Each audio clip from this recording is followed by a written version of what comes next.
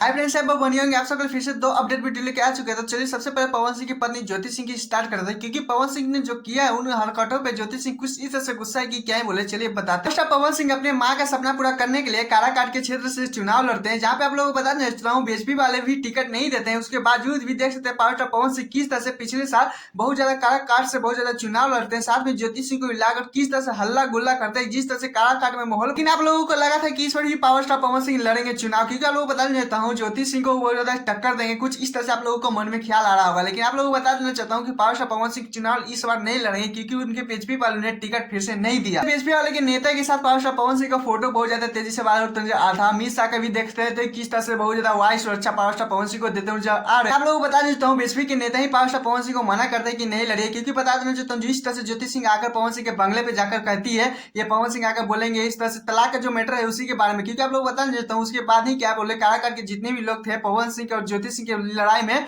ज्योति सिंह को 50% वहां पे वोटिंग कम गया। क्योंकि पवन सिंह की बात करें तो पवन सिंह देख सकते हैं शाम को ही आकर पूरा डाउट क्लियर कर दिए, साफ साफ अक्षर में लिख दें कि चुनाव नहीं लड़ेंगे, जिससे आकर पवन सिंह की जितने फैन हैं कुछ फैन बहुत ज्यादा खुश हो गए कि भैया सही किए, नहीं तो सॉन्ग नहीं आता, कुछ इस तरह से राजनीति में अब अच्छे नहीं लगते, कुछ इस तरह से लिखते हुए नजर आ रहे हैं। ज्योति सिंह का बात करें तो ज्योति सिंह को भी एक अफवाह फैला हुआ था कि पवन सिंह से डिमांड किए 30 करोड़ का, क्योंकि आप लोग बताना चाहता हूँ जब यह अफवाह फैलने लगा था तो ज्योति सिंह आकर डाउट क्लियर करते आ रही है, उसमें बोलिए कि अगर ज्यादा ये बात बढ़ेगा तो उसमें कार्रवाई भी बढ़ सकता है, केस भी हो सकता है। इस हरकत में कुछ लोगों को बोलना है कि लोग ज्योति सिंह जा रही थी टक्कर देने पवन सिंह को, लेकिन फाली पावर स्टार पवन सिंह ही खुद हट गए हैं, अब कहीं से भी तो पार्टी से लड़ेंगे नहीं। लेकिन आप लोगों को बता देता हूँ पावर स्टार पवन सिंह अभी फिलहाल राइजन द फॉल खेलने गए हैं, देख सकते हैं वहां पर भी जाकर बहुत ज्यादा गर्दा मचाते हुए आ रहे थे। खैर आप लोगों को क्या कहना है ज्योति सिंह और पवन सिंह के बारे में, प्लीज कौन जी बताइए। तो चलिए दूसरे अपडेट में चलते, जिससे खेसारी यादव का फाइनली एक मूवी आने वाला है, जिसको मूवी के लेकर बहुत ज्यादा एक्साइटेड है लोग, क्योंकि आप लोग बताना चाहता हूँ इस मूवी बहुत ज्यादा भरपूर ड्रामा देखने को मिलेगा, भरपूर कॉमेडी है, क्योंकि मूवी का नाम 420 है, आप लोगों को पता ही होगा। तो ये भी पता होगा कि मधु शर्मा के साथ खेसारी यादव को जोड़ी देखने को मिलेगा, क्योंकि 27 अक्टूबर को ये मूवी रिलीज कर दिया जाएगा। क्योंकि आप लोगों की यूट्यूब पे भी